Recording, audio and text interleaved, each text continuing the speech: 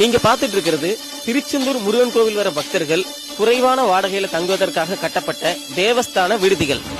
நீங்க நிலாவுக்கே போனா கூட உங்களுக்கு தங்குறதுக்கு ஒரு ரூம் கிடைச்சிரும். ஆனா திருச்செந்தூர் முருகன் கோவில் தேவஸ்தான விடுதிகள்ல சாதாரண மக்களுக்கு ரூம் அவ்வளவு சீக்கிரம் கிடைக்கவே கிடைக்காது. எப்படி கிடைக்கும்? கோவில்ல இருக்கிற அதிகாரிகள்ல இருந்து செக்யூரிட்டிகள் வர இந்த தேவஸ்தான விடுதிகள்ல உள்ள ரூமை தங்கள் கண்ட்ரோல்ல வச்சுக்கிட்டு தங்களுக்கு வேண்டியவங்களுக்கும் அதிக பணம் கொடுக்கறவங்களுக்கும் வாடகைக்கு விட்டு கோடி கோடியா ஊழல் பண்ணிட்டு இருக்காங்களே. ஒரே ரூம ஒரு நாளைக்கு பல பக்தர்களுக்கு வாடகைக்கு விட்டு எக்கச்சக்கமான கமிஷன் பார்த்துட்டு இருக்காங்க. குறிப்பா சிவநாதன் அப்படிங்கிற ஒரே ஒரு ஆளு கிட்டத்தட்ட 25 வருஷத்துக்கு மேல இந்த விடுதிகள் நிர்வாகத்துல இருக்காரு. பல கோடி ரூபாய் சொத்து, நிலங்கள், வீடுன்னு ராஜபோகமா வாழ்ந்துட்டு இருக்காரு.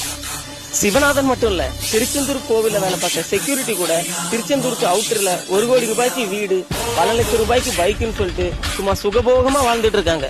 இப்போ இந்த தேவஸ்தான விடுதிகள் முழுக்க முழுக்க அரசியல்வாதிகளோட கண்ட்ரோலுக்கு போயிடுச்சு. அவங்க சொல்ற ஆளுங்களுக்கு மட்டும்தான் ரூமும் கொடுக்கறாங்க. ஆன்லைன்ல நம்ம மக்கள் ரூம் புக் பண்ணவும் முடியாது. இதை தங்களுக்கு சாதகமா மாத்திக்கிட்ட திருச்செந்தூர் தனியார் லாட்ஜ் உரிமையாளர்கள் திருச்செந்தூர்ல உள்ள ஒவ்வொரு வீட்டையும் லாட்ஜா மாத்திட்டு இருக்காங்க. மக்கள் கிட்ட ஏகப்பட்ட கொள்ளை அடிச்சிட்டு இருக்காங்க. இன்னும் கொஞ்சம் வருஷம் கழிச்சு திருச்செந்தூர்ல மக்களே இருக்க மாட்டாங்க, வெறும் லாட்ஜும் பில்டிங்கும் மட்டும்தான் இருக்கும். திருச்செந்தூர் விடுதிகளோட இந்த கொள்ளைகளை தொடர்ந்து அடுத்தடுத்த வீடியோக்கள்ல பார்க்கலாம்.